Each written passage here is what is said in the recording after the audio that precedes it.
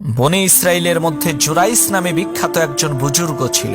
একদিন তিনি নামাজ পড়ছিলেন, এমন সময় তার মা ইবাদতখানার বাইরে থেকে তার নাম ধরে ডাকলেন। মায়ের ডাক শুনে জুরাইস চিন্তা করলেন তিনি মায়ের ডাকে সাড়া দিবেন নাকি নামাজ পড়বেন। তিনি সিদ্ধান্ত নিয়ে ফেললেন নামাজ পড়বেন। জুরাইসের মা রাগান্বিত হয়ে বলে উঠল, হে আল্লাহ, তুমি জুরাইসকে বেশ্যার মুখ না দেখিয়ে মৃত্যু দিও না। কয়েকদিন পর একজন সুন্দরী মহিলার বাচ্চা জন্ম নিল। লোকেরা তাকে জিজ্ঞেস করলো এই বাচ্চার বাবাকে। সে বলল এটা জুরাইসের নাজায়েজ সন্তান। এই কথা শুনে লোকেরা জুরাইসকে ভণ্ড দরবেশ মনে করে তার ইবাদতখানা ভেঙে চুরমার করে ফেললো। এদিকে জুরাইস আকাশের দিকে দুইখানা হাত তুলে আল্লাহর কাছে বলল, হে আল্লাহ, তুমি আমাকে মানুষের সামনে অপমান অপদস্থ করো না। শত শত মানুষের সামনে জুরাইস বাচ্চাটিকে বলল, তোমার বাবাকে বলো। সবাইকে অবাক করে দিয়ে সেই দুধের বাচ্চাটি বলে উঠল, আমার বাবা হলো ওই বকরির রাখাল, আর জুরাইস হচ্ছে নিষ্পাপ।